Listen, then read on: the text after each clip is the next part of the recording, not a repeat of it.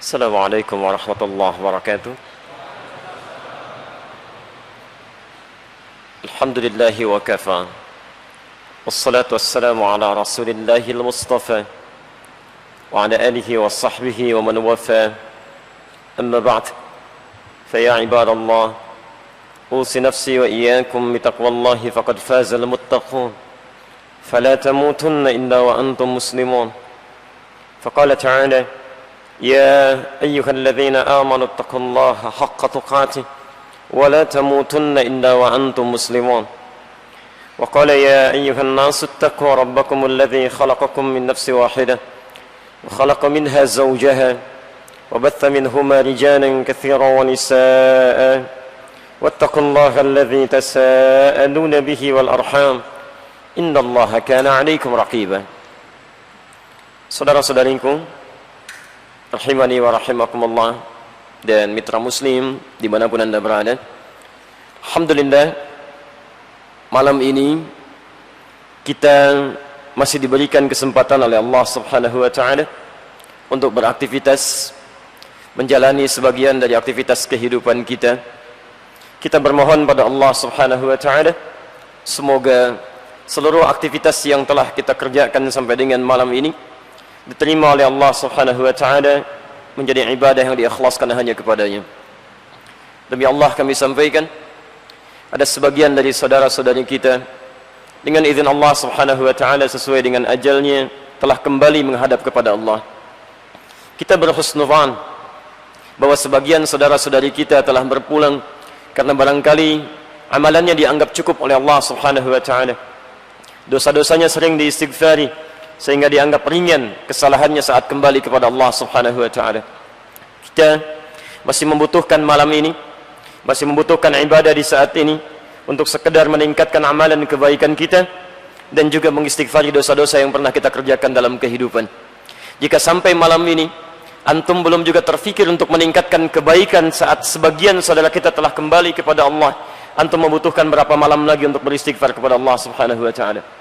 Karena itu teman-teman sekalian, mulai malam ini tanamkan pada jiwa anda, jika anda belum mampu berlomba dengan orang-orang saleh untuk meningkatkan kebaikan, sebaiknya anda segera bertekad untuk berlomba dengan para pendosa dalam beristighfar dan bertobat kepada Allah subhanahu wa ta'ala. Teman-teman sekalian, alhamdulillah kita berada di satu tempat rumah Allah subhanahu wa ta'ala yang dengan izin Allah diinisiasi oleh para ulama kita, para masyayikh kita, sehingga hadir suasana yang terbaik di malam ini. Saya khusus bermohon pada Allah subhanahu wa ta'ala, siapapun yang pernah menginisiasi, berkontribusi hadirnya Masjid Al-Irsyad ini dengan segala hal yang terkait di dalamnya, ada perguruannya, ada majlis ta'limnya, ada halaqahnya, semoga Allah subhanahu wa ta'ala melimpahkan segala kemuliaan seperti dijanjikan oleh Rasulullah sallallahu alaihi wasallam dalam hadis riwayat Muslim nomor hadis 1893. Rasulullah sallallahu alaihi wasallam bersabda, "Man dalla ala khairin falahu ajruhu mithla ajri fa'ilih min ghairi an yanqusa min ajrihi syai'." Siapa yang pernah menunjukkan pada satu kebaikan, memfasilitasi pada satu maslahat, kemudian itu dikerjakan oleh orang-orang setelahnya, maka ia akan mendapatkan pahala yang sama dengan orang yang mengerjakannya tanpa dikurangi sedikit pun. Masya Allah, sejak masjid ini dibangun, perguruan ini ada, orang yang menginisiasinya, kemudian merencanakannya, membangunnya, dan kami lihat dari sejak sebelum masuk masjid ke masjid ini, kami amati gambar-gambar di bawahnya, bagaimana para masyayikh berjuang, bagaimana bangunan tempo dulu sampai jadi sampai saat ini.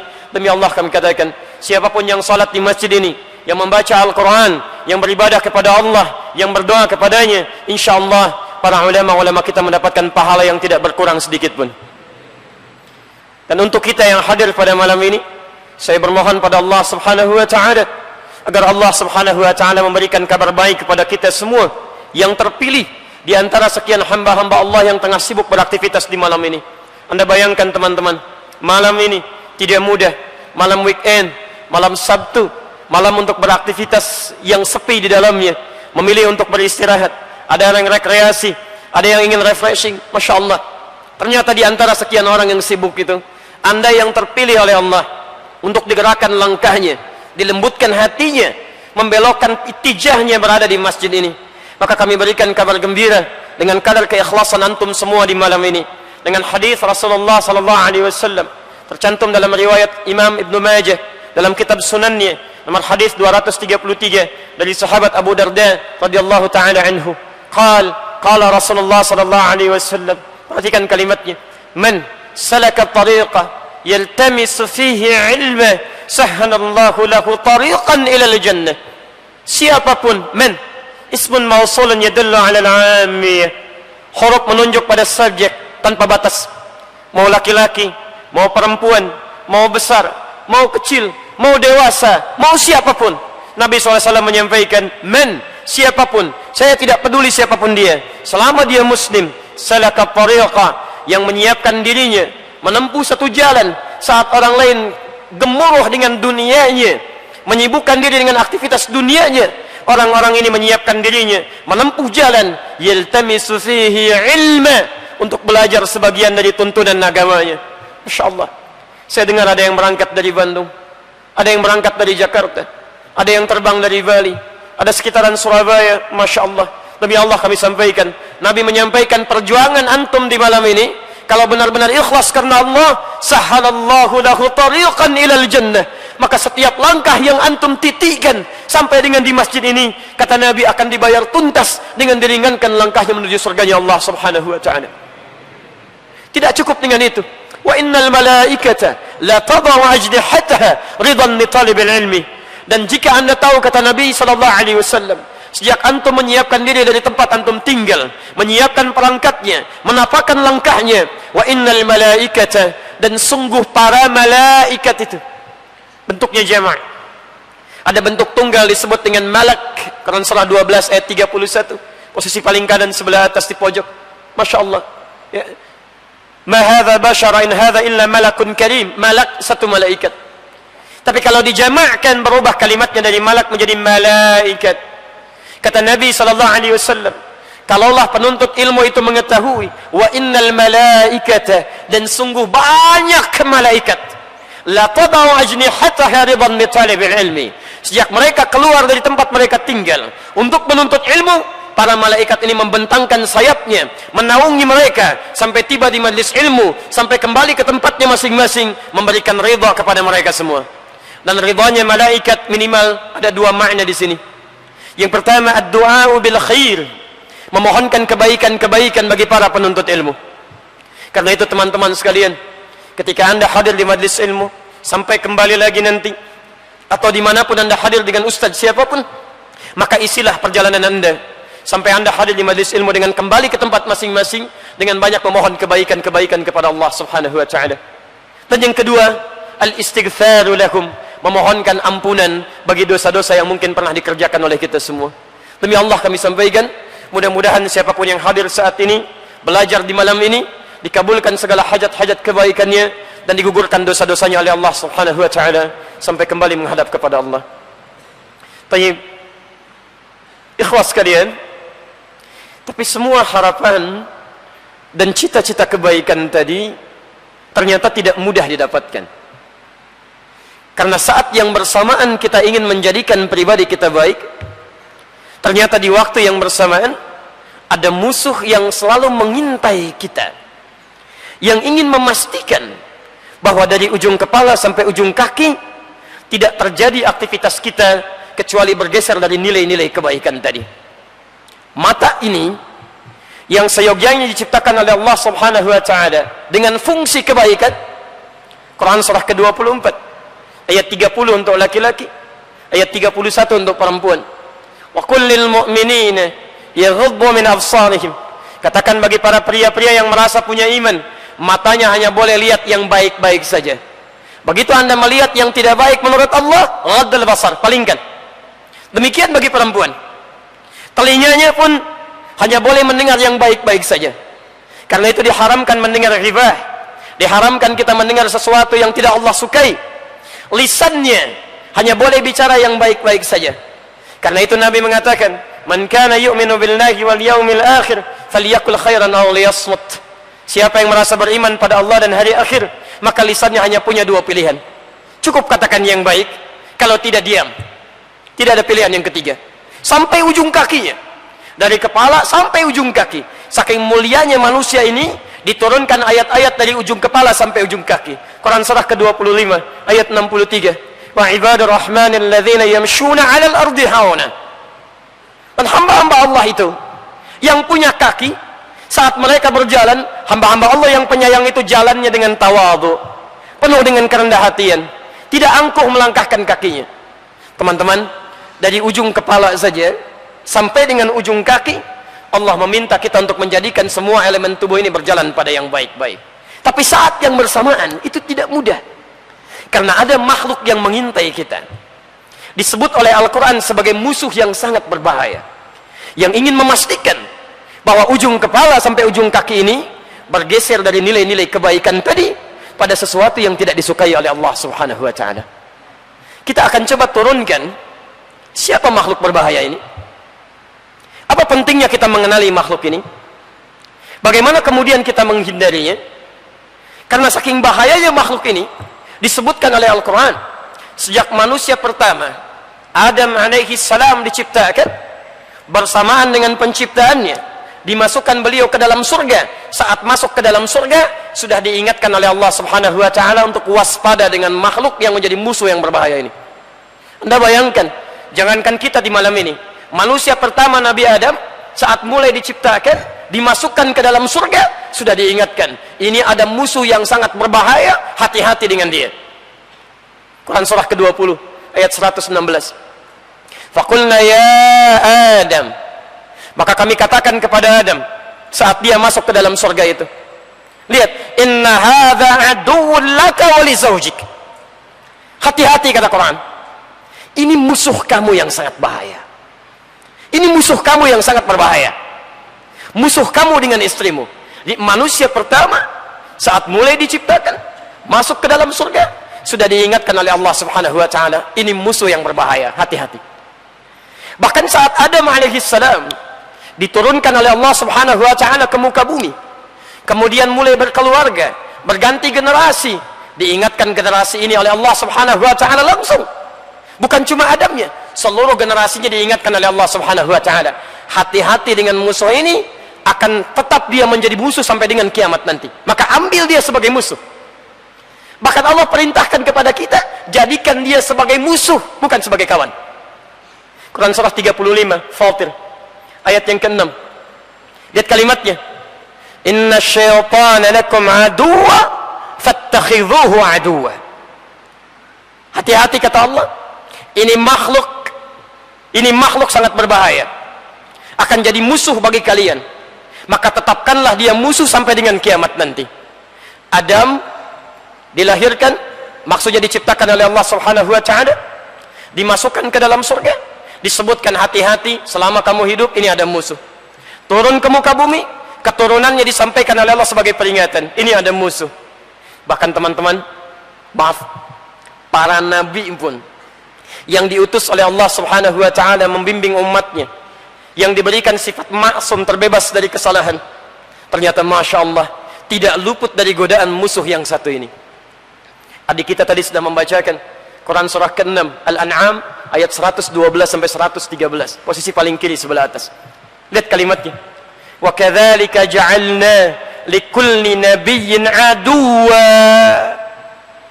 Demikian kami pun telah jadikan bagi kalangan para nabi itu musuh dalam perjalanan dakwah mereka.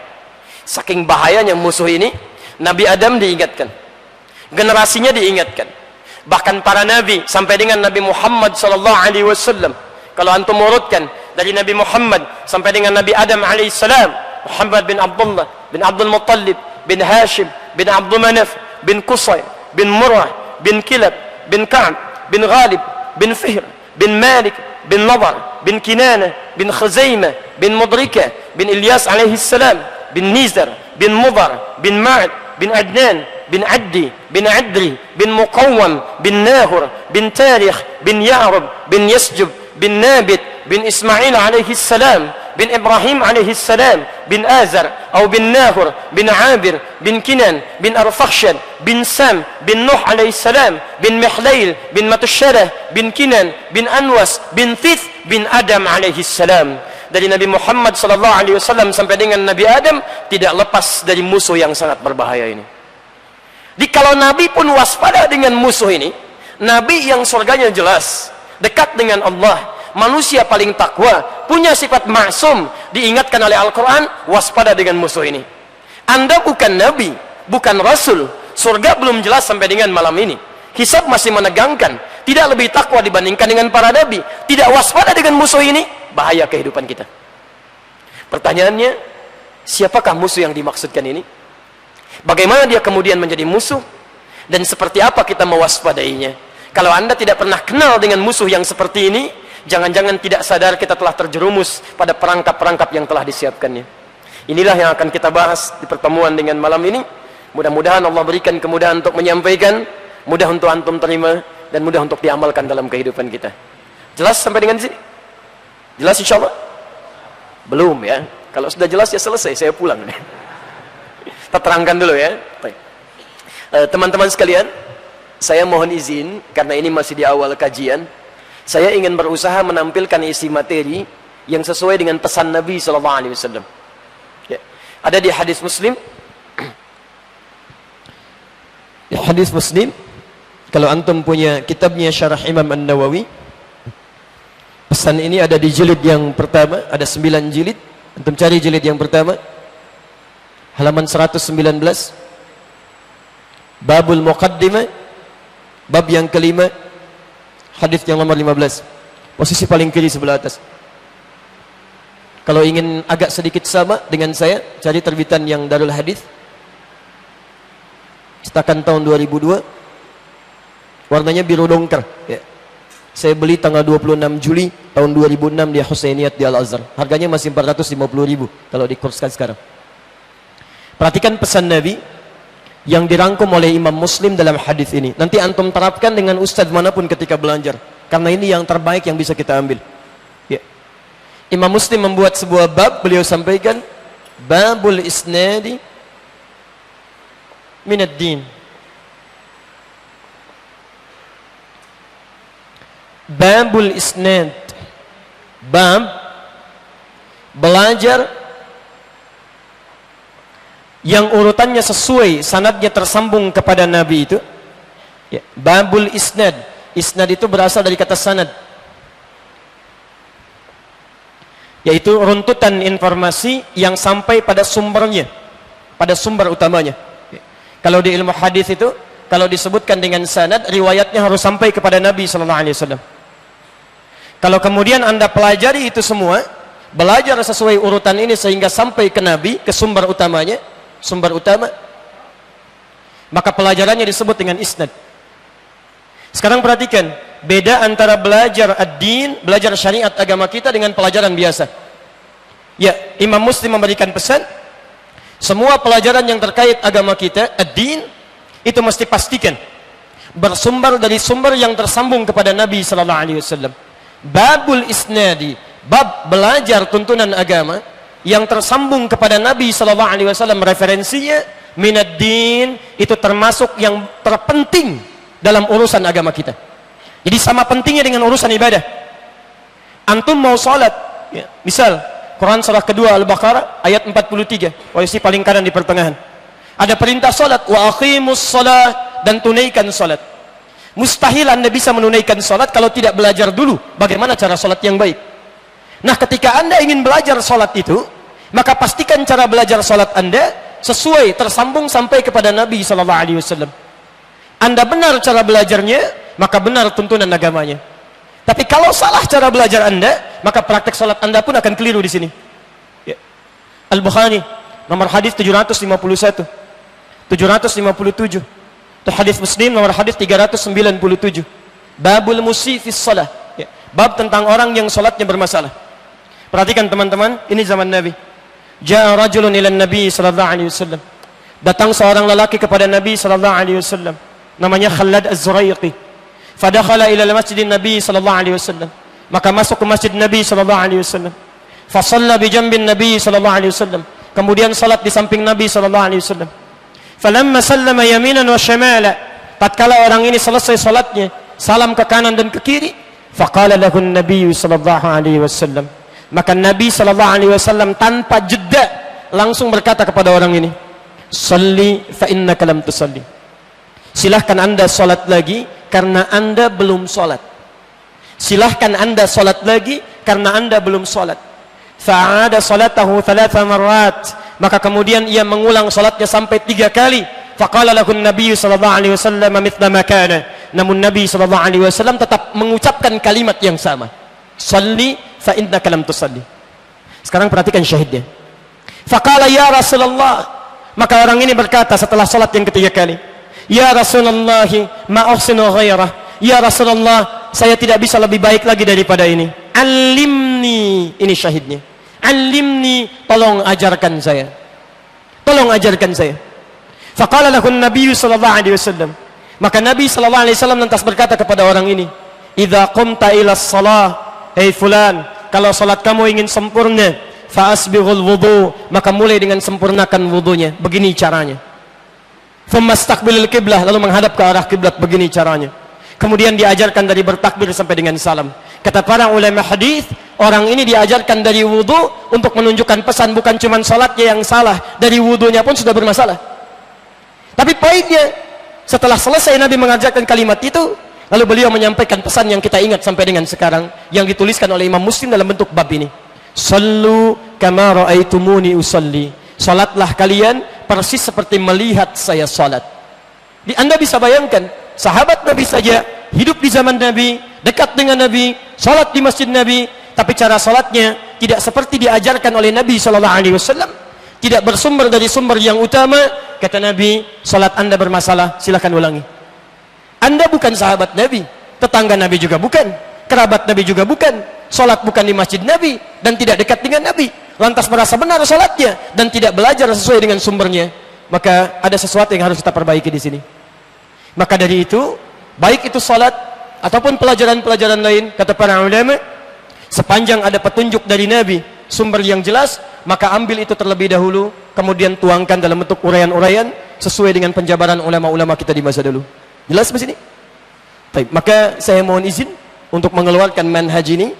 Saya turunkan dulu dalilnya dari bahasan-bahasan kita untuk malam ini, baru kemudian kita uraikan dalam bentuk uraian-uraian yang insyaallah diberikan kemudahan untuk malam ini. Saya hapus sebentar ya. Bismillah. Jazakallahu khair.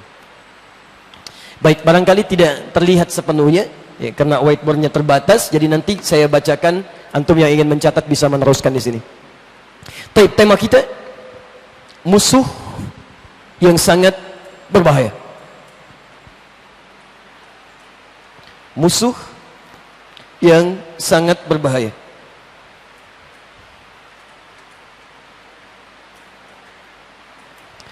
Bagaimana Nabi SAW memberikan gambaran tentang musuh ini?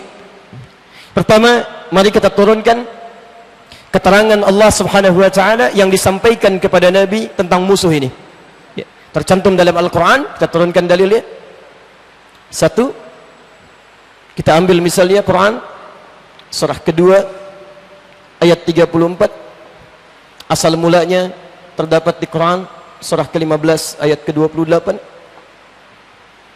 Kemudian nyambung ke Quran surah kedua ayat ke-30. Muncul namanya Quran surah kedua ayat 34. Nama yang sama terdapat di Quran surah ke-7 ayat 11. Nama yang sama terdapat di Quran surah ke-15 ayat 31 sampai dengan 32.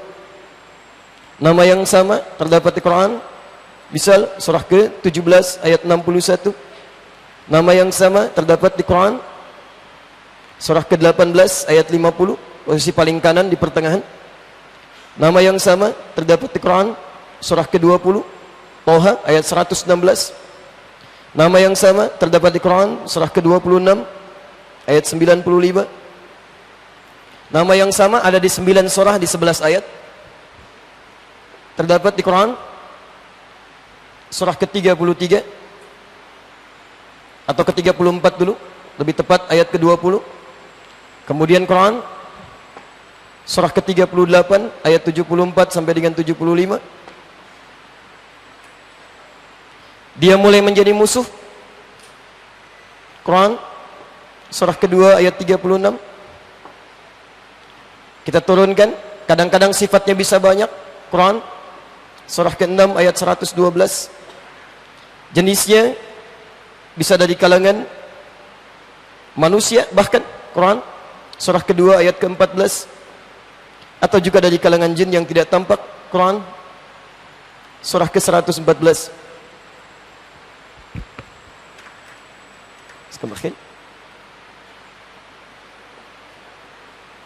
Kemudian hadisnya kita ambil contohnya. Contoh pertama, bahayanya dulu, ya kita turunkan Qurannya dulu, baru kemudian hadisnya. Quran habis videonya. Surah kedua ayat 102, posisi paling kiri sebelah atas. Hadisnya di Abu Daud. Ya, Quran surah kedua ayat 102. Hadisnya di Abu Daud. Nomor hadis 666. Kemudian kita turunkan penjabarannya nanti untuk kewaspadaan. Bagaimana langkah kita mewaspadainya? Quran surah kedua ayat 168, posisi paling kanan sebelah bawah. Kemudian turun hadisnya. Kita ambil riwayat Abu Daud lagi. Nomor hadis 1523. Kemudian di An-Nasa'i di bagian ke-9 nomor 44. Kemudian cara kembalinya kepada Allah, kita ambil hadis riwayat Muslim yang antum amalkan selepas salat. Nomor hadis 591, 593, 597. Pas sampai akhirnya. Ini materi kita. Baik. Saya agak pelan-pelan. Bismillah. Kita coba kenali dulu musuh ini dari mulai pertama kali makhluk ini diciptakan sampai menjadi musuh bagi kita. Setelah paham kemudian namanya, bahayanya, baru kemudian kita ambil langkah kewaspadaannya. Bismillah. Quran surah ke-15 Al-Hijr ayat ke-28, posisi paling kanan sebelah bawah. Saat Allah Subhanahu wa ta'ala telah menciptakan malaikat dan jin, diciptakanlah kemudian makhluk baru yang diberi nama dengan bashar. Ya.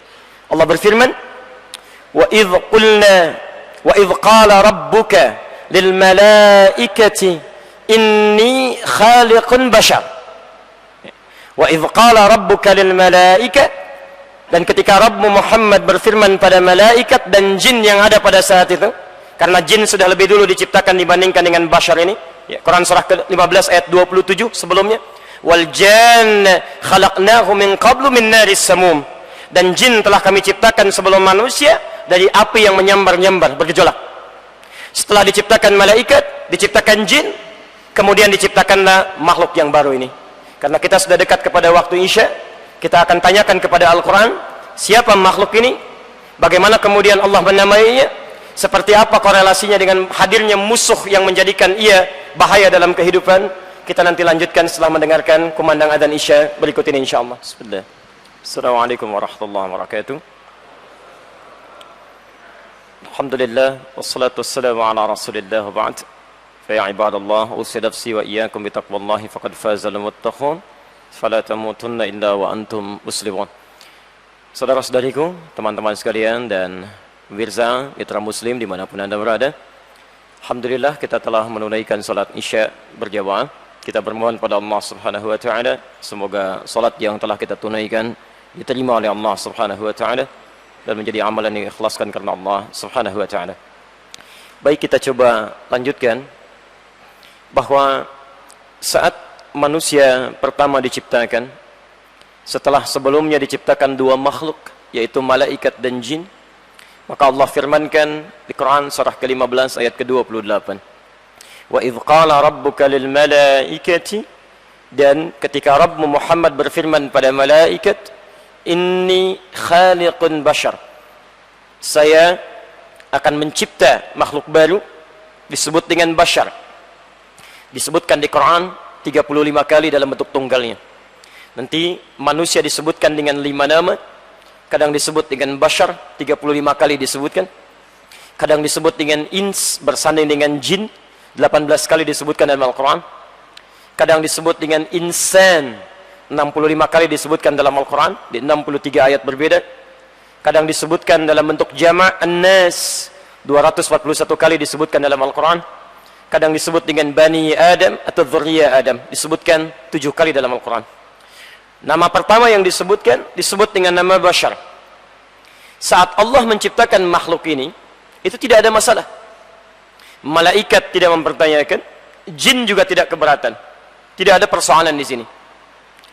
Yang jadi kemudian pembahasan kita, ketika makhluk Bashar ini, yang selanjutnya diberi nama dengan Adam, diperkenalkan oleh Allah Subhanahu wa taala fungsinya dalam kehidupan. Di Anda mesti bedakan, ada penciptaan, ada penjelasan fungsi dari penciptaan. Karena mustahil Allah menciptakan makhluk sekecil apapun kecuali ada maslahat dan fungsi di dalamnya. Maka saat Allah menerangkan tujuan penciptaan makhluk ini, disebutkan kemudian dalam Al-Quran, dipindahkan ayatnya. Quran surah kedua Al-Baqarah ayat ke-30, posisi paling kiri sebelah atas. Perhatikan kalimatnya, awalnya sama persis dengan Al-Hijr ayat ke-28. Di Al-Hijr ayat ke-28 berbunyi, wa idh qala rabbuka lil malaika. Di Al-Baqarah ayat 30 bunyinya sama, wa idh qala rabbuka lil malaika. Tapi selanjutnya ini yang menjadi perbedaan. Di Al-Hijr disebutkan inni khaliqun bashara, saya ciptakan makhluk baru namanya Bashar. Di Al-Baqarah ayat 30 dijelaskan fungsinya, inni ja'ilun fil ardi khalifah, saya akan jadikan makhluk yang telah saya ciptakan ini sebagai khalifah di muka bumi. Teman-teman, tolong bedakan kalimat di sini. Ada khalaqa, ada ja'ala. Itu berbeda. Kalau saya katakan, misal, khaliqal qalam. Pulpen ini dibuat. Pena diciptakan, dibuat dengan kata khalaqa. Misal. Tapi belum dijelaskan apa fungsinya. Maka ketika saya akan terangkan fungsinya, berubah kalimatnya dari khalaqa menjadi ja'ala. Tayyib. Apa fungsinya spidol? Belum tentu. Kalau saya katakan ini untuk melontar orang yang ngantuk misalnya, ya. Saya katakan inni ja'ilul qalam ramyan lin nu'as, saya jadikan spidol yang sudah ada ini untuk mengingatkan yang sedang mengantuk. Ja'il. Di sini mulai ada persoalan. Tayyib. Karena waktu kita sangat terbatas, saya agak sedikit singkatkan persoalannya. Ketika Allah sudah memilih Adam sebagai khalifah, bukan malaikat, makhluk yang tercipta sebelumnya, bukan juga jin, makhluk yang telah ada sebelumnya, kemudian dijelaskan oleh Allah dengan segala fungsi dan keistimewaannya secara singkat, maka dimintakanlah dua makhluk tadi, malaikat dan jin, untuk hormat kepada Adam, makhluk yang ditugaskan oleh Allah untuk mengemban misi sebagai khalifah ini. Quran surah kedua ayat 34. Perhatikan kalimatnya, wa idh qulna lil malaikati isjudu fasajadu. Ketika kami perintahkan kepada kalangan malaikat dan jin, ya, tolong fokus di sini ya. Ini dalam ilmu balaghah, ya, salah satu rumusnya menggunakan pola dzikrul ba'dhi yuradu bihil kullu. Dalam bahasa Indonesia disebut dengan metode synecdoche pars pro toto. Disebutkan sebagian, tapi yang dimaksudkan keseluruhan. Jadi saat Allah perkenalkan Adam, ini ada malaikat, ada jin. Tapi ketika Allah sampaikan tentang misi penciptaannya, kemudian diperintahkan untuk sujud, disebutkan sebagian dari kalangan malaikat dan jin ini, tapi dimaksudkan untuk keseluruhannya. Seperti saya katakan begini misal, maaf, ikhwan sekalian, antum mesti bertakwa kepada Allah Subhanahu wa taala. Padahal yang hadir di masjid ini bukan cuma ikhwan, akhwat juga ada. Apakah kalimat saya berlaku hanya untuk laki-laki saja atau perempuan juga ikut di sini? Termasuk perempuan ikut di dalam kalimat ini. Maka ketika Allah katakan, wa idh qulna lil malaikati isjudu li Adam, kami firmankan kepada para malaikat, termasuk jin di sini, untuk sujud kepada Adam sebagai penghormatan. Bukan sujud penghambaan, bukan sujudnya yang penting, karena perintah Allah yang dimaksudkan di sini. Tayyib, yang menarik di sini kita lanjutkan, fasajadu, semuanya sujud, illa iblis, kecuali iblis. Illa iblis, kecuali iblis. Mulai muncul nama baru di sini. Coba perhatikan. Tadi makhluknya kan ada 3 ya. Makhluknya ada 3. Satu apa? Malaikat. Kedua, jin. Ketiga, Adam, bashar. Ketika semua diperintahkan sujud kepada bashar, kepada Adam, malaikat dan jin, kata Allah semua sujud. Kecuali satu makhluk. Disebutkan langsung oleh Allah dalam Al-Quran, iblis. Pertanyaannya, siapa makhluk ini? Karena yang disebutkan tadi cuma jin dan malaikat. Ini makhluk baru, siapa ini? Apakah dia makhluk yang baru kemudian tidak mau sujud? Atau jangan-jangan termasuk bagian dari malaikat atau jin yang tadi disebutkan? Nah, untuk itulah kita teruskan kemudian keterangan Qurannya. Quran surah ke-18 Al-Kahf ayat ke-50. Posisi paling kanan di pertengahan. Ya. Perhatikan indahnya bahasa Al-Quran. Yang satu ditafsirkan dengan yang lain lagi dengan kalimat pembuka yang sama. Di Al-Baqarah ayat 34 dibuka dengan wa idz qulna lil malaikati isjudu li Adam. Di Quran surah 18 Al-Kahf ayat ke-50 dibuka dengan kalimat yang sama. Wa idz qulna lil malaikati isjudu li Adam fasajadu illa iblis, kecuali iblis. Siapa iblis ini? Diteruskan kalimatnya, kana minal jinni fa fasaqa an amri rabbih. Lihat kalimatnya, tolong garis bawahi.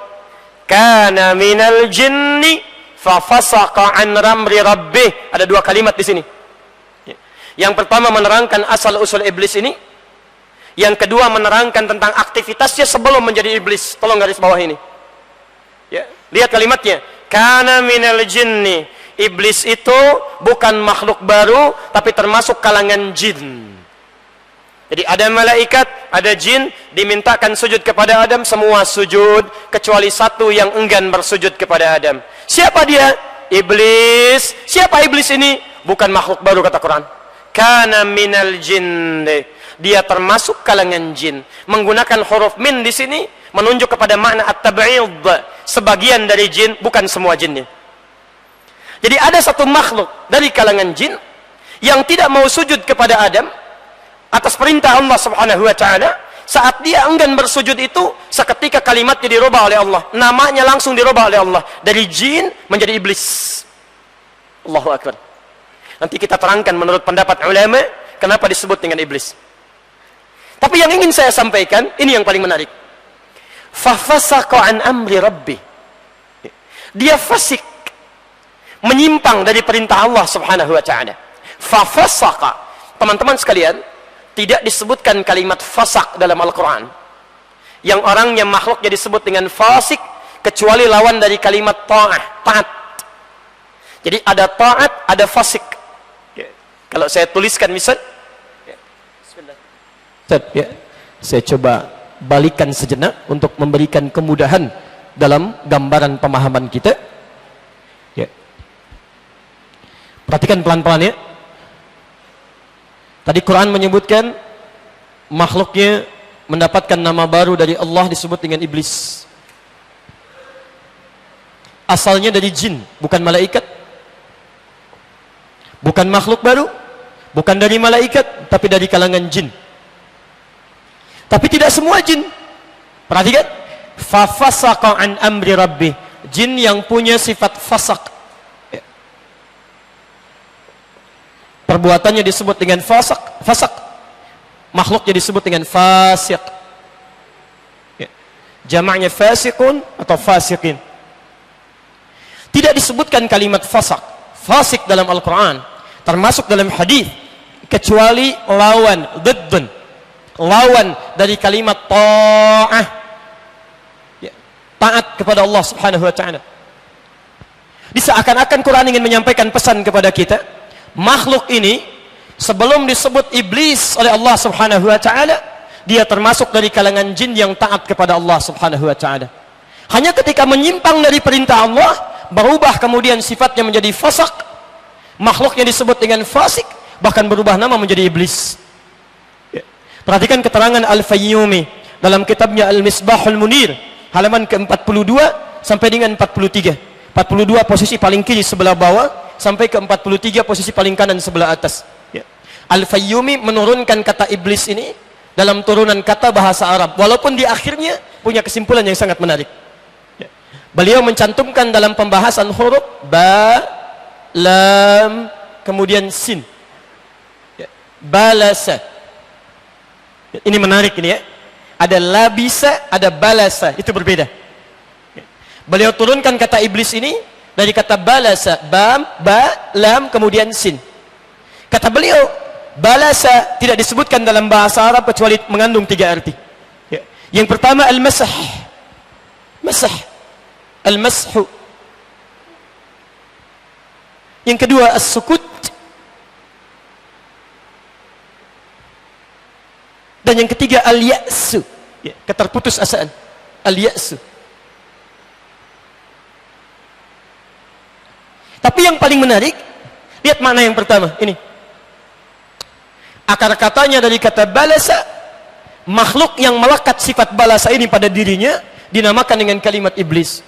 Kenapa disebut dengan iblis? Lihat turunan katanya. Berasal dari kata balasa, kata al-fayyumi, mengandung arti al-mashu, sesuatu yang hilang, terhapus. Jadi kalau saya tuliskan di sini ada kalimat, lalu saya hapuskan seperti ini misalnya, ya, misal, nggak apa-apa, saya hapuskan begini, masih tersisa tulisannya, masih ada hurufnya, hilang sama sekali. Perhatikan teman-teman sekalian, perhatikan maknanya. Makhluk ini asalnya berasal dari kalangan jin yang sebelumnya taat kepada Allah Subhanahu wa taala. Ta'ah. Awas, hati-hati. Saya mau tanya sebentar, jin ini tinggalnya di mana? Di langit atau di bumi? Di langit, taib. Tinggalnya di langit, ya, karena Adam belum turun ke bumi. Ya. Jin ini tinggalnya di langit. Taib. Di langit dengan di bumi, perbedaan waktunya berapa lama? Seharinya yang di langit berapa lama di bumi? 1000 tahun. Tahu dari mana? Quran surah ke-32 ayat yang kelima, kan? Posisi paling kanan di pertengahan. Fi yaumin kana miqdaruhu alf sanati mimma ta'uddun. Seharinya sama dengan 1000 tahun dalam hitungan Anda. Jadi kalau saya mau sampaikan, kalau makhluk ini beribadah di alam langit cuma 1 hari saja dalam hitungan langit, itu sama nilainya dengan ibadah taat 1000 tahun dalam urusan dunia, dalam hitungan dunia. Jadi kalau makhluk jin ini pernah ibadah dalam sehari saja di langit, itu artinya sama dengan dia ibadah 1000 tahun ukurannya di muka bumi. Tapi ketika dia berbuat menyimpang dari ketentuan Allah, fasik dia, tidak mau taat kepada ketentuan Allah. Bahkan yang paling menarik, Quran surah ke-7 ayat 12 sampai ayat ke-13-nya. Ya. Mudah bagi Allah mengatakan, kamu sombong ya, kamu enggan untuk sujud ya. Tapi ternyata dengan hikmah Allah Subhanahu wa taala diperdengarkan di lisan makhluk ini supaya diketahui oleh kita apa yang menjadikan dia menyimpang dari ketaatan kepada Allah. Lihat kalimatnya. Ma mana'aka alla tasjuda idh amartuk. Hei jin, hei yang telah saya ciptakan kamu. Lihat kalimatnya. Kenapa kamu sulit untuk bersujud kepada Adam ketika saya perintahkan kepadamu? Jadi Allah ingin menegaskan dalam kalimat ini, yang penting itu bukan sujudnya kepada Adam. Saya nggak butuh dengan itu. Saya nggak butuh dengan sujud kamu. Yang penting itu ini sedang saya perintahkan. Kenapa kamu tidak taat dengan saya? Termasuk kalimat sholat. Kita diminta sholat, antum sujud kepada Allah dalam sholat. Kita nggak butuh dengan itu. Allah nggak butuh dengan itu semua. Allah tidak butuh dengan sholat kita. Semuka langit dan bumi tidak sujud kepada Allah, tidak akan menurunkan status Allah sebagai Tuhan. Tetap Rabb, tidak akan mengurangi keagungannya Azza wa Jal. Ya. Tapi ini ujian ketaatan kita kepada Allah Subhanahu wa taala. Taat tidak dengan perintah Allah. Ya. Lihat kalimatnya. Saya minta kamu sujud kepada Adam, bukan karena Adam yang penting, tapi ini perintah saya. Apa jawab makhluk ini? Lihat kalimatnya. Ana khairum minhu. Khalaqtani min narin wa khalaqtahu min tin. Saya lebih hebat dibandingkan dengan dia. Saya lebih hebat dibandingkan dengan dia. Perhatikan cuma satu kalimat. Saya lebih hebat dibandingkan dengan dia. Engkau ciptakan saya dari api, sedangkan dia engkau ciptakan dari tanah. Tidak pada levelnya, yang unggul mesti hormat kepada yang lebih rendah. Satu kalimat ini keluar di lisan makhluk ini, dirubah namanya oleh Allah Subhanahu wa taala menjadi iblis, dan terhapus nilai ketaatannya dalam pandangan Allah Subhanahu wa taala. Mashu.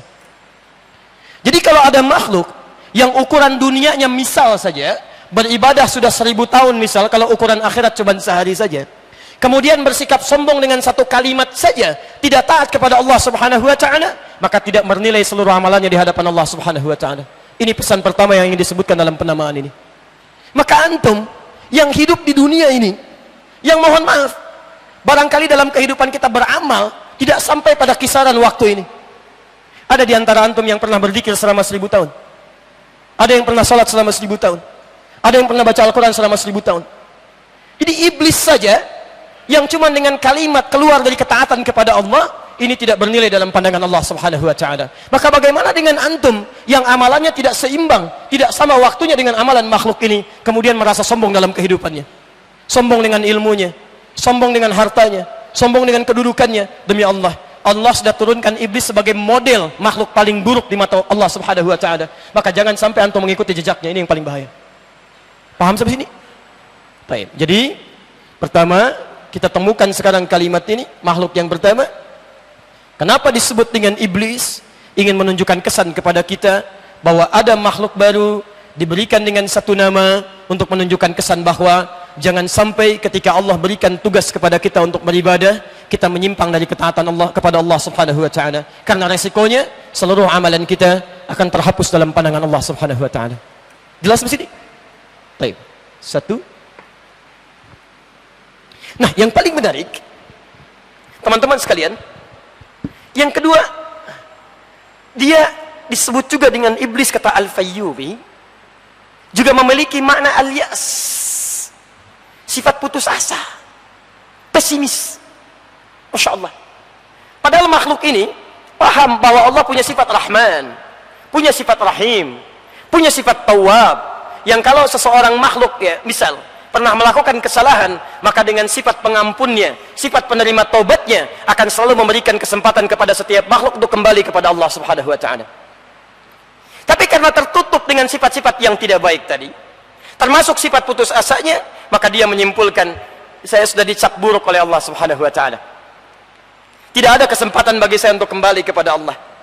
Maka dia menegaskan ketika Allah katakan, lihat kalimatnya, Allah katakan fakhruj minha, di ayat ke-17 dari Quran surah ke-7 itu, kamu keluar dari sini, dari ayat ke-16, ayat ke-17, kamu keluar dari sini, tidak layak kamu berada di sini, melanggar ketaatan kepada saya, bersikap sombong, tidak mau meralat kalimatnya, keluar dari sini, keluar dari rahmat Allah Subhanahu wa taala.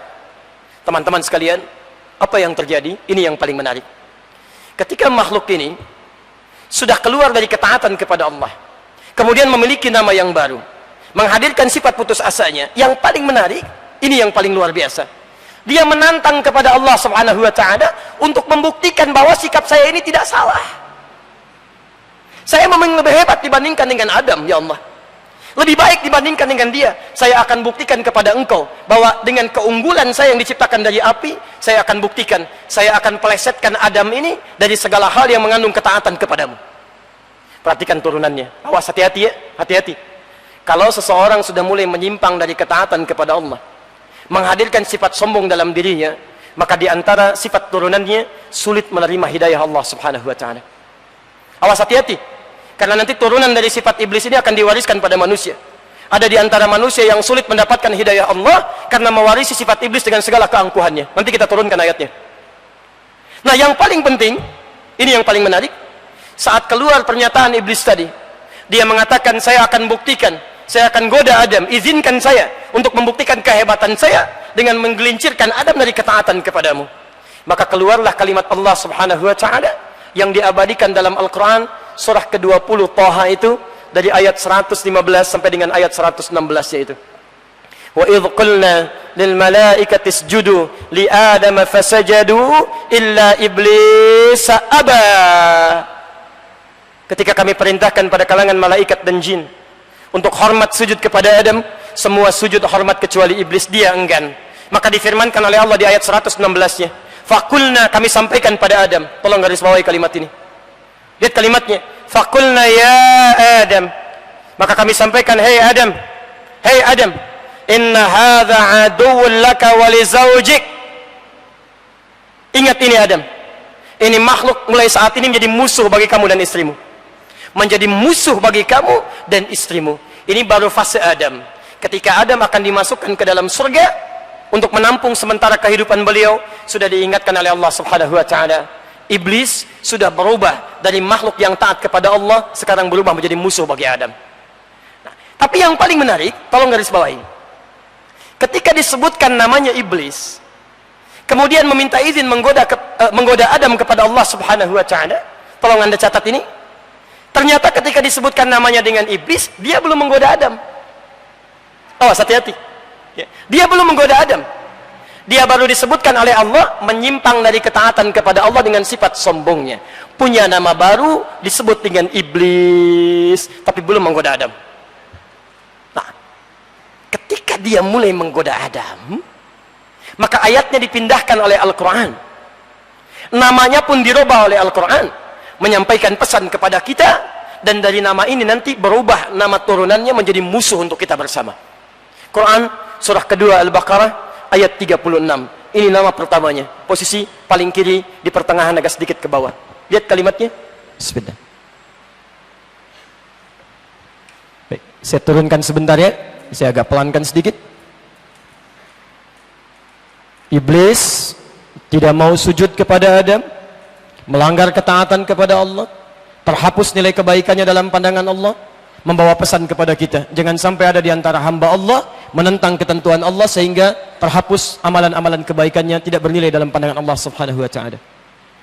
Kemudian disebut dengan nama iblis karena tertutupi segala keadaannya dengan sifat sombongnya dan menantang kepada Allah Subhanahu wa taala untuk membuktikan kehebatannya lebih unggul dibandingkan dengan Adam. Tapi ketika dinamakan dengan iblis, dia belum menggoda Adam. Baru nama saja. Makhluk yang menyimpang dari ketaatan kepada Allah Subhanahu wa taala, berasal dari kalangan jin. Ketika dia mulai menggoda Adam, maka kalimatnya dirubah oleh Al-Quran dari iblis menjadi kalimat baru. Lihat kalimatnya. Dari ayat 35-nya, Adam dan istrinya dimasukkan ke dalam surga. Wa qulna ya Adam uskun anta wa zawjukal jannah wa kula minha ragadan haitsu syi'tuma wa la taqraba hadhihi syajarata fatakuna minadh dhalimin. Kami firmankan setelah kejadian tadi, Adam, istrimu tinggal di surga untuk sementara. Tolong fokus sebentar ya. Kalimat surga untuk Adam dan istrinya pada saat itu, kalimatnya menggunakan bentuk mufrad dengan alif lam di awalnya, al-jannah. Tolong garis bawahi. Awas, fokus ya. Lihat, nanti beda dengan surga yang akan kita tinggali. Kalimatnya berbentuk tunggal, mufrad. Kemudian diawali dengan alif lam yang menunjuk kepada ta'rif, ma'rifah. Ya. Sesuatu yang memiliki makna khusus, berbeda dengan yang lain. Kalau saya katakan kolam, pulpen, spidol, pulpen mana saja, spidol mana saja. Tapi kalau saya katakan al-qalam, yang ini, bukan yang lain. Ketika Allah mengatakan Adam, istrinya masuk ke dalam surga, kalimat surganya menggunakan bentuk tunggal, satu, dan diawali dengan bentuk ma'rifah, alif lam. Seakan-akan ingin memberikan isyarat kepada kita bahwa surga yang dikhususkan untuk Adam ini bukan surga yang akan kita tinggali nanti. Bukan surga yang akan kita tinggali nanti. Ini surga khusus hanya untuk Adam dan istrinya, diberikan oleh Allah Subhanahu wa taala sebelum diturunkan ke muka bumi. Karena itulah ketika Allah menyebutkan surga yang akan diberikan kepada umat Muhammad sallallahu alaihi wasallam selain daripada ini, kalimatnya tidak pernah menggunakan alif lam. Bentuknya baik itu tunggal ataupun jamak selalu menggunakan bentuk nakirah, menunjuk makna umum pada sesuatu yang belum pernah dikhususkan pada siapapun. Kalimat surga pertama Al-Baqarah, Quran surah kedua ayat 25, posisi paling kanan sebelah atas. Wa basyiril ladzina amanu wa 'amilus solihati anna lahum jannatin tajri min tahtiha al-anhar. Bentuknya nakirah. Bentuk tunggal misalnya, Quran surah ketiga Ali Imran ayat 133, posisi paling kanan sebelah atas di pojok. Wasari'u ila maghfiratin min rabbikum wa jannatin arduha as-samawati wal ardu u'iddat lil muttaqin. Bentuknya tunggal tapi nakirah, tidak menggunakan alif lam. Ya. Makanya Nabi mengatakan surga kita beda dengan surga yang akan ditempati nanti. Ma la 'ainun ra'at wa la udhunun sami'at wa la khatara 'ala qalbi bashar. Tidak pernah dipandang oleh mata, tidak pernah didengar oleh telinga, dan tidak pernah terlintas dalam bashar, dalam benak seorang manusia. Jadi lain, ya, lain. Jelas di sini? Baik. Sekarang perhatikan. Adam sudah masuk ke sini. Tapi ada ujian. Nah, ini bedanya surga Adam dengan surga kita. Kalau di surganya Nabi Adam masih ada ujian, ada larangan, tidak boleh dikerjakan. Kalau surga kita nanti sudah nggak ada perintah, nggak ada larangan, semuanya kenikmatan, nggak ada larangan lagi, nggak ada ibadah lagi, tidak ada perintah lagi, semuanya jannatun na'im, penuh dengan kenikmatan, tidak ada isi perintah dan larangan. wala taqraba hadhihi syajarah, jangan dekati satu pohon ini. Fatakuna minadh dhalimin, maka engkau bisa menyimpang dari ketentuan Allah Subhanahu wa taala, menjadi orang zalim. Ini ujian pertamanya. Inilah yang kemudian dimanfaatkan oleh iblis untuk membuktikan kehebatannya tadi dibandingkan dengan Nabi Adam alaihissalam. Maka mulailah kemudian dia menggunakan tipu muslihatnya untuk menjadikan Adam melanggar ketentuan Allah ini. Ayat 36-nya. Ketika iblis mulai menggoda Adam, maka dirubah kalimatnya oleh Al-Quran. Lihat kalimatnya. فَأَزَلَّهُمَا الشَّيْطَانُ عَنْهَا فَأَخْرَجَهُمَا مِمَّا كَانَا فِيهِ فَأَزَلَّهُمَا الشَّيْطَانُ. Dirubah namanya dari iblis menjadi syaitan. Allahu Akbar. Masya Allah, indah bahasa Quran ini. فَأَزَلَّهُمَا الشَّيْطَانُ عَنْهَا, maka Adam dan istrinya dipelesetkan oleh setan. Kalau antum terpeleset, jatuhnya ke atas apa ke bawah? Ke bawah. Karena itu ayat lanjutannya terpeleset dari atas di langit turun ke bawah ke bumi. Wa qulna ihbitu ba'dukum li ba'din adu. Tapi poinnya, siapa yang mempelesetkan sampai kemudian Adam melanggar ketentuan Allah ini? Disebutkan bukan iblis kalimatnya, tapi menggunakan syaitan. Teman-teman sekalian, dalam kalimat bahasa Arab, kata syaitan ini itu bukan nama zat. Beda dengan iblis. Kalau yang ini nama zat, nama yang dikhususkan untuk makhluk tertentu. Kalau yang ini syaitan, itu berasal dari nama sifat. Bukan zat tapi nama sifat, dari kata syatana. Syatana. Segala yang menjauhkan dari hukum-hukum Allah Subhanahu wa taala. Segala yang menjauhkan dari ketaatan pada Allah Subhanahu wa taala. Pekerjaannya disebut dengan syatana.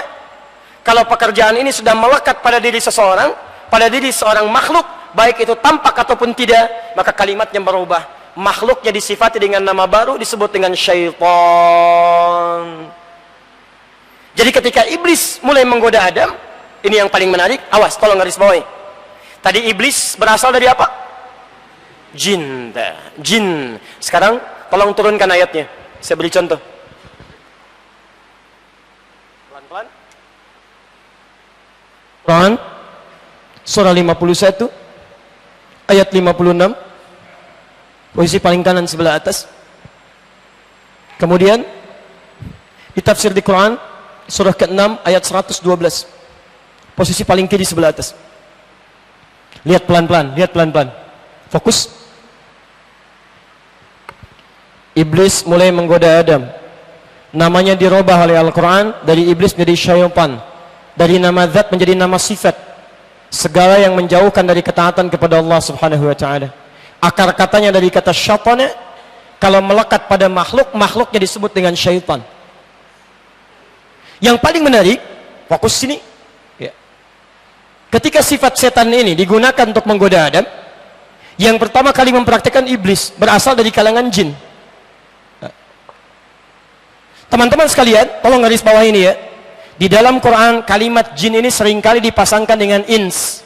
18 kali disebutkan dalam Al-Quran. Lihat kalimatnya, ya ma'syaral jinni wal ins, wa ma khalaqtul jinna wal ins. Bahkan ketika kalimat jin dijamakkan dalam Al-Quran menjadi jinnah, kalimat ins pun dijamakkan menjadi nas. Minal jinnati wan nas. Sekarang perhatikan. Jin tidak disebutkan jin dalam Al-Quran, termasuk dalam bahasa Arab, kecuali untuk menunjuk makna sesuatu yang tak nampak, tersembunyi, tidak kelihatan. Lawannya ins, sesuatu yang nampak, terlihat, bisa teraba. Karena itu jin disebutkan dengan jin, karena memang fitrah kehidupannya tidak nampak. Hati-hati, awas, hati-hati ya. Jin disebutkan dengan jin, karena fitrah kehidupannya tidak nampak, tersembunyi dia. Jadi kalau ada jin misalnya melakukan penampakan, itu jin sedang punya masalah, sedang keluar dari fitrahnya. Hati-hati ya. Pasti itu, kalau ada jin melakukan penampakan, pasti akan ada masalah itu. Karena dia sedang keluar dari fitrahnya. Yang lebih bermasalah misalnya kalau ada manusia yang cari-cari penampakan jin, itu yang aneh. Jangan Anda ikuti itu ya. Ada persoalan luar biasa di situ. Ya. Tapi yang jadi masalah buat kita sekarang, lihat saya, ini kalimat yang sangat menarik. Hati-hati. Ketika Quran menyebutkan kata syaitan yang mulai menggoda Adam, yang kemudian mulai menyampaikan kepada Allah Subhanahu wa taala untuk membuktikan kehebatannya, praktek pertama yang dia gunakan adalah praktek menggunakan kalimat syaitan dengan wujud iblis yang berasal dari jin, tidak nampak. Ini memberikan isyarat kepada kita bahwa godaan pertama yang datang dari iblis adalah godaan yang tidak nampak, yang bisa diberikan kepada, jiwa raga setiap manusia. Masuk dia dalam sesuatu yang tak nampak dalam pandangan kita. Celakanya, ini yang jadi masalah. Ketika Adam terkena godaan setan ini, yang tak nampak dalam pandangannya, mulai memberikan was-was. Dekati itu, makan itu, ayo, kamu akan jadi makhluk yang abadi seperti malaikat. Itu nggak nampak dalam pandangan, nggak kelihatan. Ini memberikan isyarat kepada kita pertama kali, bahwa iblis itu ketika mulai menggoda Adam, menyatakan dirinya sebagai musuh, maka dia akan menggunakan kekuatan pertama, yaitu kekuatan keadaannya yang tersembunyi, tidak nampak dalam pandangan manusia. Garis bawahi, 1. Sifat setan yang pertama, ketika menggoda Adam, sifat yang pertama, dia bersifat sebagai jin, tidak nampak dalam pandangan. Baik. Secara singkat, Adam kemudian dihukum oleh Allah Subhanahu wa taala. Setelahnya beliau bertobat kepada Allah di ayat ke-37-nya.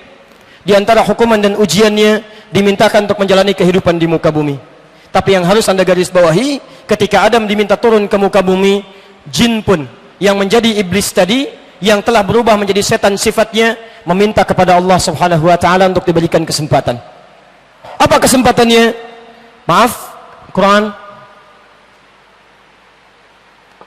surah ke-7 Al-A'raf. Fokus dari ayat ke-11 sampai dengan ayat ke-31. Quran surah ke-15 dari ayat ke-29 sampai ayat 40. Dan Quran surah ke-4 ayat 119.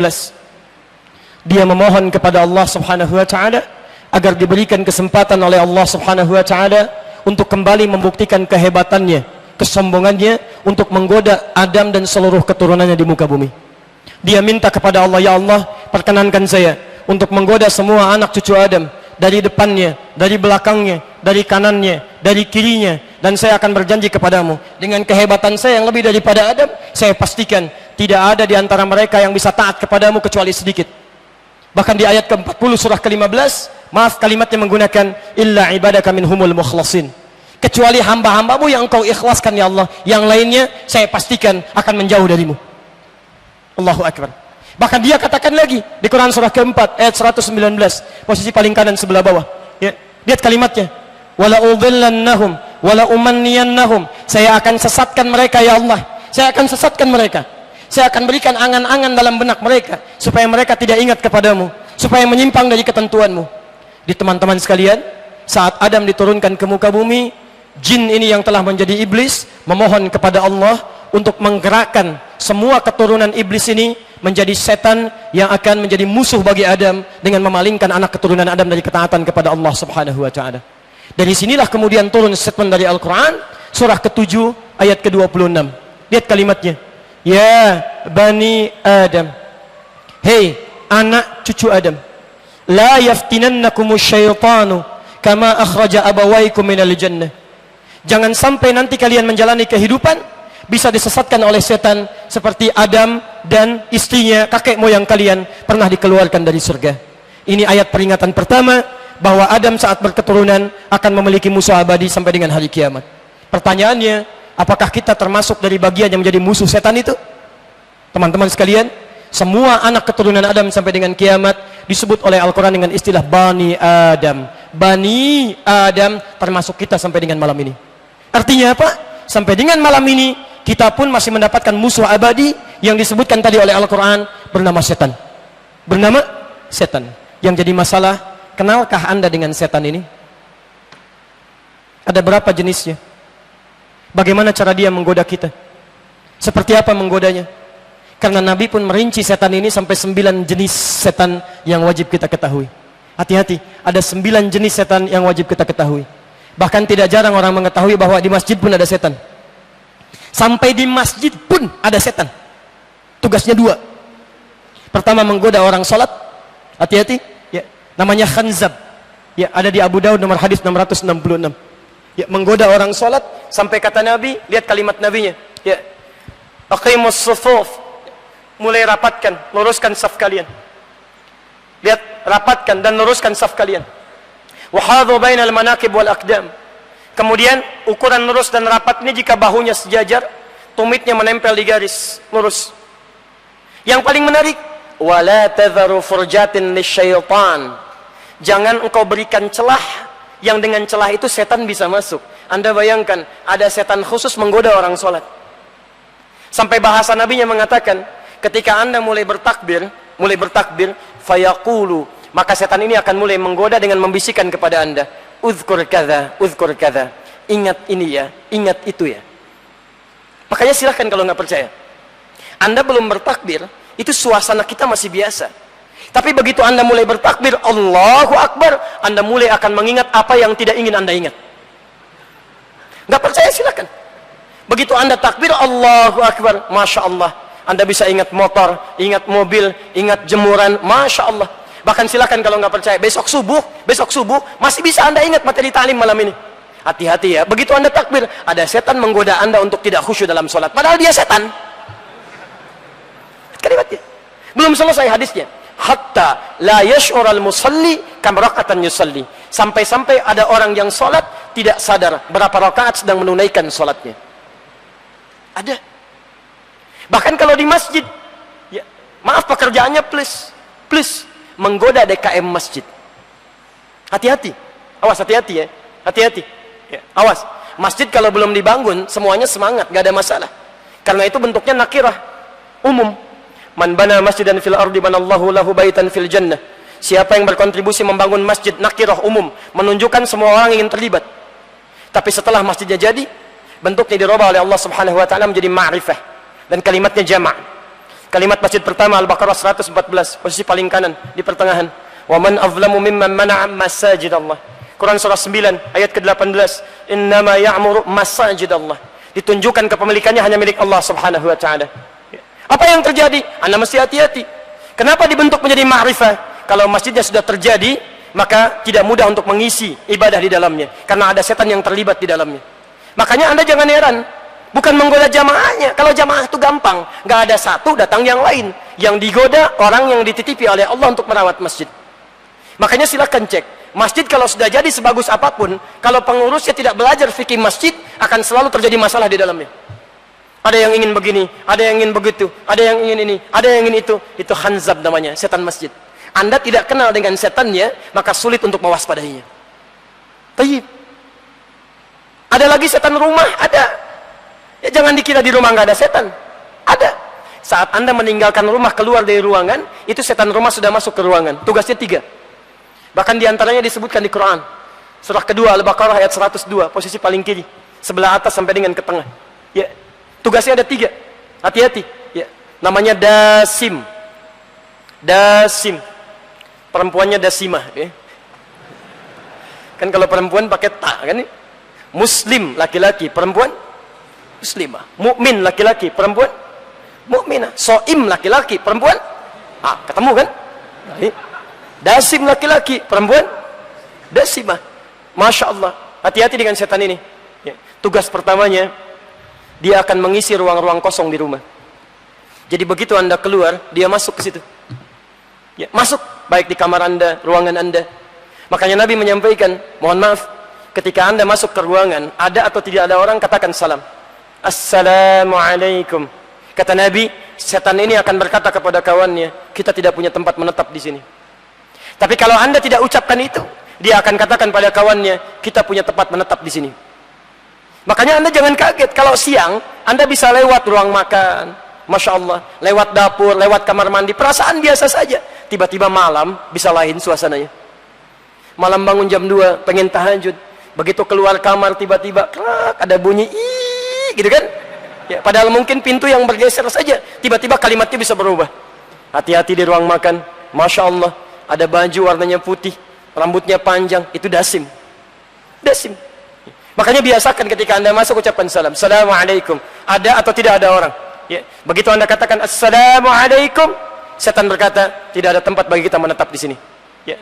Katakan, biasakan, pulang dari sini, masuk kamar. Kalau tidak ada orang, tidak ada orang, ucapkan, biasakan. Assalamualaikum. Tidak dijawab, itu normal. Kalau dijawab, Waalaikumsalam, itu mungkin masalah tersendiri. Ya. Baik. Saya ajarkan ini pada anak saya sejak usia 2 tahun dia bisa bicara. Saya bilang, Kak, hati-hati. Di kamar ini, itu ada setan. Namanya Dasim. Dasim. Kalau kakak masuk, ucapkan Assalamualaikum. Dia tidak nunggu lama, seketika dia praktekkan. Dia buka pintu kamar, dia katakan, Assalamualaikum Dasim. Dia sebut namanya di situ. Hati-hati ya.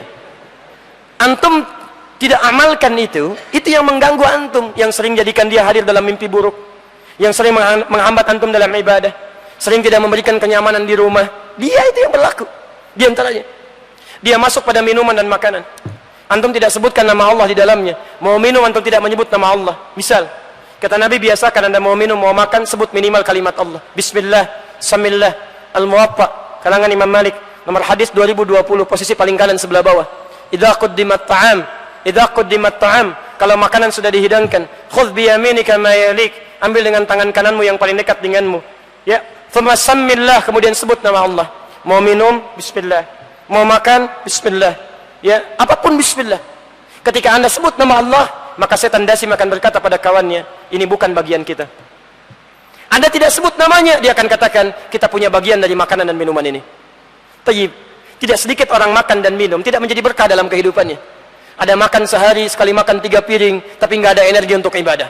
Baca Al-Quran bisa 1 jam. Baca Al-Quran 10 menit sudah nyerah. Hati-hati. Dunia dikejar-kejar. Menunaikan sholat fardu terlambat. Padahal makannya banyak. Tapi antum dapati orang makan secukupnya, minum secukupnya, karena keberkahan ada di dalamnya, jadi energi untuk ibadah kepada Allah Subhanahu wa ta'ala. Ini baru 2 setan. Belum yang lainnya. Ada setan di mall, ada setan pasar. Namanya misut. Ada setan di kantor. Ada setan pada alat-alat kehidupan, termasuk alat-alat musik. Ada. Ya. Maka antum mesti kenali semua jenis setan ini. Bagaimana cara dia menggoda kita dengan segala turunan-turunannya. Nah, teman-teman sekalian, saya belum bisa jelaskan turunan-turunan ini karena kita belum sepakat sampai jam berapa sebetulnya kita mau menunaikan tahlim ini. Ini baru setengah mukaddimah masalahnya. Kita sampai jam berapa ini? Boleh jam 11 ya. Saya setengah 9 pulang, antum teruskan sampai jam 11. Alhamdulillah, kita harus juga lihat ya, pengurus ini punya keterbatasan dalam keadaan waktu kita. Kita sepakati dulu sampai jam berapa, akhi? Setengah 9. Jadi saya punya waktu 10 menit lagi. Kita coba turunkan dulu, baru kemudian kita coba maksimalkan dalam kehidupan. Jadi saya berhenti di setengah 9. Nanti kalau ada dibuka sesi untuk diskusi, saya perkenankan. Kalau tidak, mungkin kita beristirahat, kita lanjutkan dalam pertemuan sesi yang esok hari insyaAllah. Sepakat sampai sini? Baik, alhamdulillah. Quran surah kedua ayat 168. Posisi paling kanan sebelah bawah. Kita akan selalu menggunakan Quran saja ya. Pakai Quran, pakai hadis, pakai Quran, pakai hadis. Ya, kita turunkan dulu. Kita turunkan dulu cara dia menggoda, kemudian kita ambil satu contoh penggodaannya, kemudian ambil cara untuk mengatasinya. Ya ayyuhan nasu. Quran surah kedua Al-Baqarah ayat 168. Ya ayyuhan nasu, hai manusia, kulu mimma fil ardi halalan thayyiban. Silakan antum berusaha, berikhtiar mendapatkan kebutuhan hidup Anda, minimal makanan untuk kehidupan, dengan cara yang halal dan mendapatkan yang terbaik. Apa kaitan dengan bahasan kita? Teruskan ayatnya. Wala tattabi'u khutuwatis syaitan. Tapi jangan sampai Anda terjebak mengikuti tipu daya syaitan. Lihat, innahu lakum aduwwum mubin. Tanamkan pada jiwa Anda, dia akan jadi musuh yang sangat berbahaya. Tayyib. Fokus. Cara setan saat dia mengikrarkan diri sebagai musuh bagi kita semua, kalimatnya oleh Al-Quran ketika dia menggoda, kalimat tipu dayanya, caranya diungkapkan dengan istilah khutwat. Khutwat.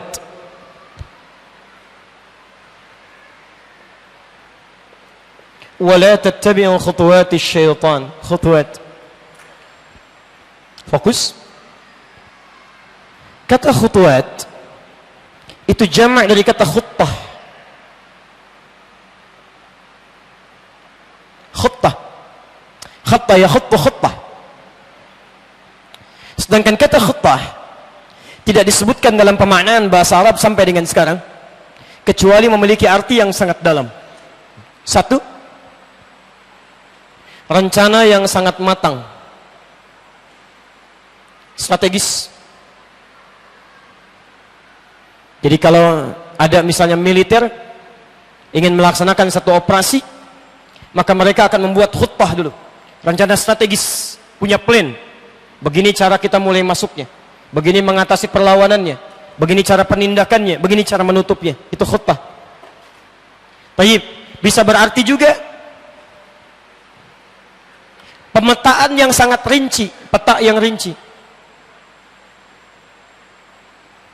Antum kalau kuliah, misalnya S1, kalau di Timur Tengah ada S2, magister atau doktorat, itu sebelum menulis tesis atau disertasi, mesti membuat peta bahasan dulu, sampai rinci, dari mulai garis-garisnya, dari mulai referensinya, dari mulai pembahasannya, poin-poinnya, sampai dengan rencananya, sampai bahasan apa ini kemudian ingin diselesaikan, A sampai Z-nya. Itu semua disebut dengan khuttatul bahthi. Khutbah. Jamaknya disebut dengan khutuwat. Allahu Akbar. Ketika setan mengikrarkan diri sebagai musuh untuk kita bersama, ternyata segala hal yang dimungkinkan oleh setan sebagai posisi musuh bagi kita untuk memalingkan kita dari Allah Subhanahu wa taala, semua langkahnya disiapkan dengan sangat matang oleh setan, sampai disebut oleh Al-Qur'an dengan nama khutuwat, jamak dari kata khutbah. Seakan-akan Allah ingin menyampaikan, "Hei, hati-hati, godaan setan itu tidak biasa. Dia punya rencana yang sangat matang, punya peta yang sangat terperinci." Anda bisa bayangkan, kalau khutbah saja sudah demikian matangnya, maka bagaimana ketika ini dijamakkan jadi khutwat?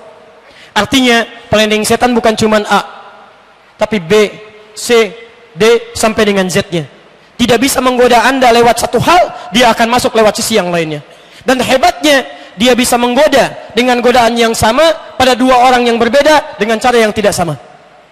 Keduanya sama, digoda untuk tidak menunaikan tahajud, tapi bisa masuk dengan cara yang sama. Karena saking pahamnya kebiasaan seorang anak Adam, dia bisa masuk dengan cara yang berbeda.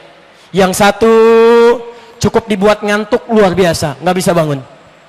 Yang satu, Masya Allah, bukan cuma sulit bangun. Ya, awas, hati-hati. Kalau yang pertama dibuat berat bangunnya, sampai pasang alarm 3 kali. Mau bangun jam 3, pasang alarm dari jam 2. Alarm kedua setengah 3. Alarm ketiga jam 3 kurang seperempat. Alarm pertama mematikan alarm kedua. Alarm kedua untuk mematikan alarm ketiga. Alarm ketiga masih susah bangun juga. Ini masih biasa. Ada yang kedua bisa bangun, tapi cara menggodanya, maaf, beda dengan yang pertama. Cukup dikasih informasi tentang bola, bergeser dia dari tahajud menjadi nonton urusan dunia. Masya Allah. Selesai masalah. Goalnya sama, tujuannya sama. Bagaimana caranya supaya tidak menunaikan sholat, tapi bisa masuk dengan cara yang berbeda. Ini yang disebut dengan khutuwat. Makanya hati-hati, setan itu paham betul karakter kita. Dia kenal siapa Anda. Makanya dia itu mengikuti kita sejak mulai dilahirkan sampai dengan tumbuh dewasa sampai meninggal menghadap kepada Allah Subhanahu wa taala. Makanya hal pertama yang dilakukan oleh Hannah, ibundanya Maryam, istrinya Imran, namanya Hannah, punya anak namanya Maryam. Ketika pertama kali anaknya dilahirkan, hal yang pertama dilakukan bukan dalam konteks bersyukur pada Allah Subhanahu wa taala dengan kalimat-kalimat thayyibah, tapi tidak hanya itu. Dia memohon kepada Allah untuk dilindungi anaknya dari godaan setan. Quran surah yang ketiga Ali Imran ayat 36, posisi paling kiri di pertengahan. Lihat kalimatnya. Sejak mulai lahir. Falamma wada'atha qalat rabbi inni wada'tuha untha. Ketika anaknya dilahirkan, dia katakan, ya Allah, yang lahir perempuan. Wallahu a'lamu bima wada'at wa laysa dzakaru kal untha. Kemudian dijawab oleh Allah, "Hei, Allah lebih tahu tentang maslahat yang dilahirkan. Perempuan pun punya keistimewaan yang tidak dimiliki oleh laki-laki." Apa selanjutnya? Wa inni sammaituha Maryam. Kemudian saya namakan dia dengan Maryam. Wa inni u'idzuha bika wa dzurriyyataha minasyaitonir rajim. Kemudian saya mohonkan kepada Allah supaya anak ini dilindungi oleh Allah Subhanahu wa taala dari buruknya tipu daya setan yang terkutuk. Sejak mulai lahir sudah diperlindungkan kepada Allah Subhanahu wa taala. Ini di setan itu memang ngikutin dari mulai dilahirkan sampai dengan anak kembali pada Allah Subhanahu wa taala. Bahkan diistilahkan oleh Al-Qur'an dengan nama qarin. Hati-hati dengan nama qarin. Ya. Wa may yattakhidz syaitana lahu qarina fasa'a qarina. Siapa yang menjadikan setan bagian teman dekatnya, maka jadilah dekat dengan dia. Dari mulai lahir sampai mulai Anda beraktivitas, sampai dengan kemudian naik. Bahkan ada setan mulai menggoda dari sejak bayi, namanya Ummu Sibyan. Hati-hati. Anda orang tua tidak belajar tentang setan ini, Anda bisa terganggu dengan keadaan anak Anda. Tadinya anak tenang-tenang saja, tiba-tiba ketika mau sholat dibuat rewel menangis. Tadinya anak tenang-tenang saja ketika baca Al-Quran dibuat mengganggu Anda, supaya tidak bisa membaca Al-Quran. Ini Ummu Sibyan. Terus paham kebiasaan Anda, tahu siapa yang bergaul dengan Anda, tahu apa yang Anda baca, tahu apa yang Anda lihat, apa yang Anda dengar, dan dia rencanakan tipu dayanya dari segala pengalaman kehidupan Anda. Itu yang disebut dengan khutuwat. Sekarang saya ambil contoh satu, dan insya Allah kita berhenti di sini, ya, karena waktu kita sudah masuk pada bagian akhir. Kita ambil satu contoh yang paling berbahaya, yang masuk lewat ibadah kita, namanya khanzab. Namanya khanzab. Khanzab punya teman namanya Walhan. Saya ulang ya. Khanzab punya teman namanya Walhan. Keduanya spesialis menggoda urusan ibadah, ya, khususnya masalah sholat. Walhan menggoda Anda dari sejak wudu. Ya. Di Anda jangan kaget kalau nanti Anda sudah wudu, tiba-tiba kadang-kadang suka merasa gelisah. Kadang-kadang was-was, ini wudu saya batal atau enggak, ini berhasil atau tidak. Itu kerjaan Walhan itu. Walhan namanya. Nanti kita keluarkan, termasuk kitabnya ya. Kita ada referensinya, bukan cuma kalimat-kalimat semata, tidak. Sampai dengan Anda akan sholat, kita turunkan hadisnya di Abu Daud nomor hadis 666. Tadi saya sudah bacakan sebagiannya. Lihat ini ya, saya berikan satu ilustrasi.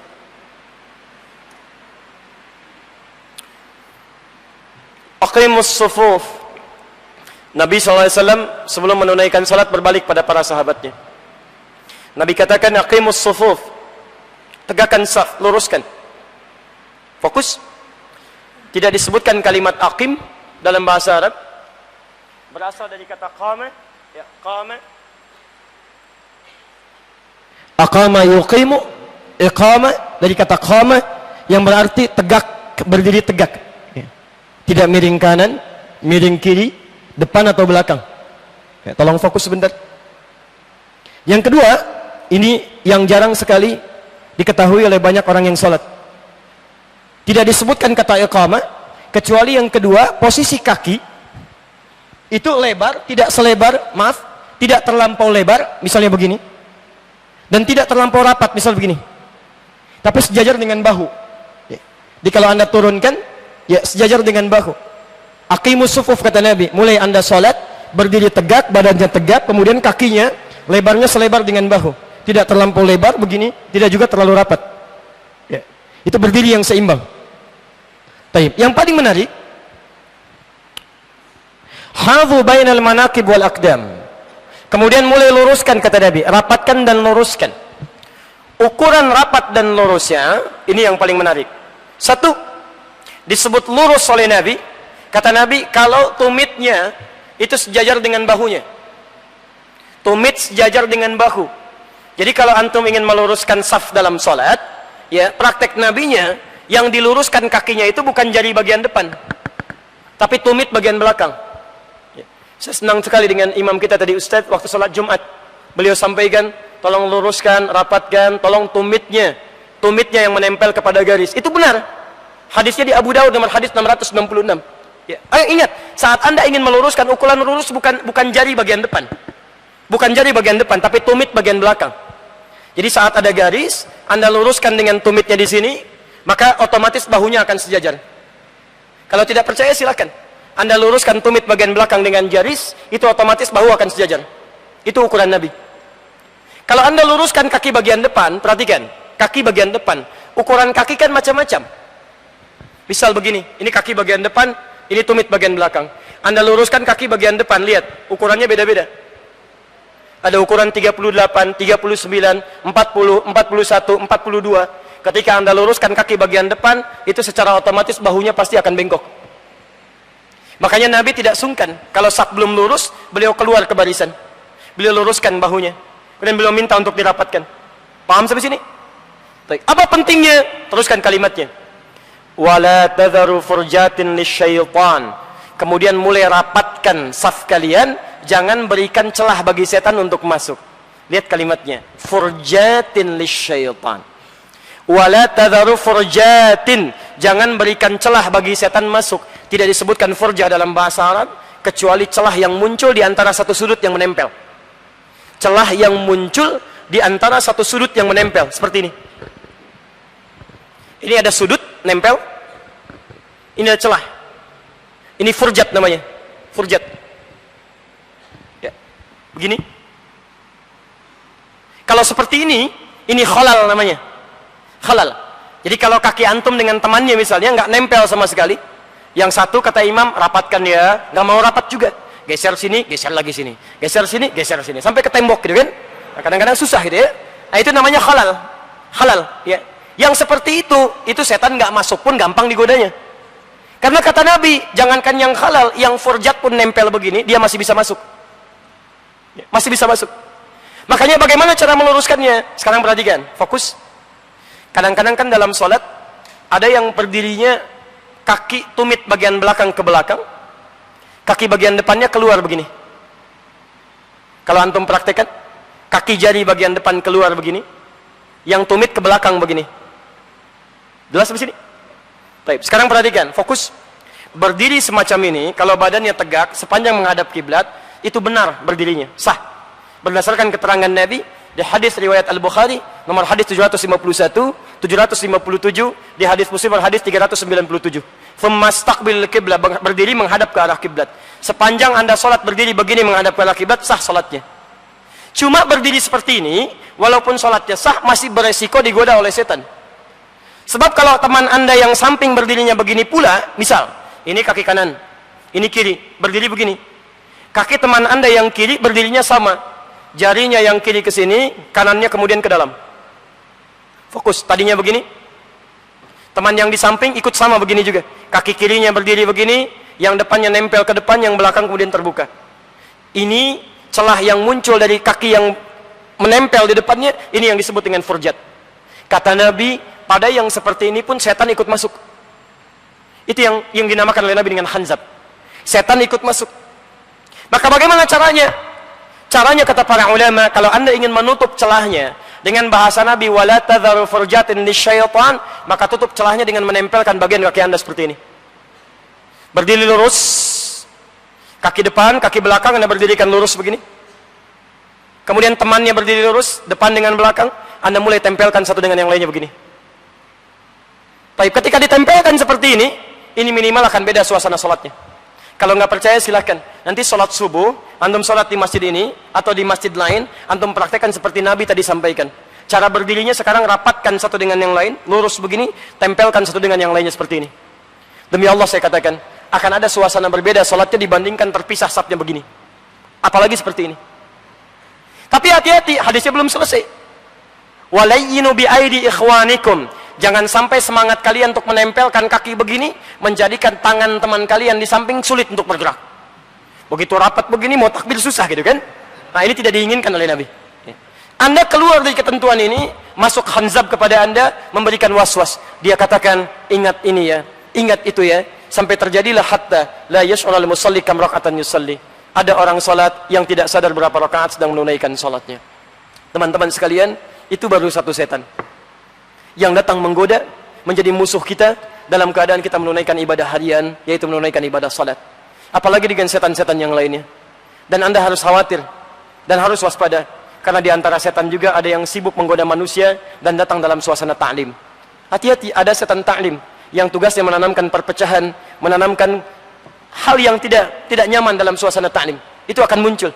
Nanti lain waktu mungkin bisa kita bahas, yang Anda mesti waspada dengan itu.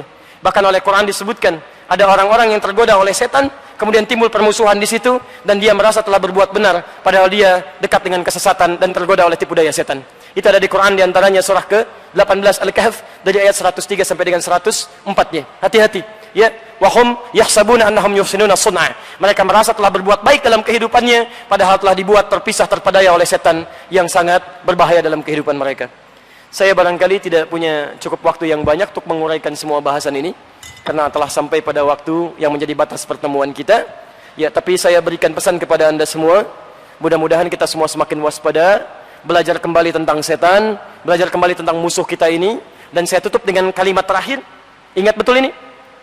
Ingat betul?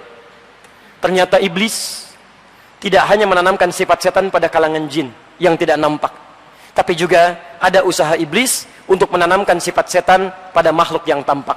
Dan di antara yang tampak itu adalah manusia. Ingat, setan beda dengan iblis. Kalau iblis makhluknya, setan sifatnya. Kadang-kadang dia tidak bisa menggoda dengan was-was, tapi dia akan masuk kepada makhluk di sekitarannya untuk memalingkan kita dari ketaatan kepada Allah Subhanahu wa taala. Karena itu saya tutup, disebut di Quran surah terakhir di An-Nas, sifat setan yang kedua, dia bisa berwujud. Masuk ke dalam wujud makhluk yang tampak. Minal jinnati wan nas. Kalau dia tidak bisa menyusup lewat relung hati kita, dia akan masuk pada makhluk di sekitaran kita. Hati-hati, setan bisa jadi TV, setan bisa jadi handphone, dan setan bisa jadi manusia. Jadi kalau antum pulang ke rumah, maaf, istri antum sedang akan menunaikan tahajud, tiba-tiba suaminya mengatakan, "Ma, sini, ini ada tayangan bola bagus nih, tolong temani dulu papa." Masya Allah, pada saat yang bersamaan antum sedang menjadi, bukan saya yang bilang ya, itu antum sendiri. Baik, jadi saya cukupkan dulu sampai dengan uraian ini. InsyaAllah kita teruskan dalam kesempatan yang berbeda. Subhanakallahumma bihamdika asyhadu an la ilaha illa anta astaghfiruka wa atubu ilaik. Assalamualaikum warahmatullahi wabarakatuh.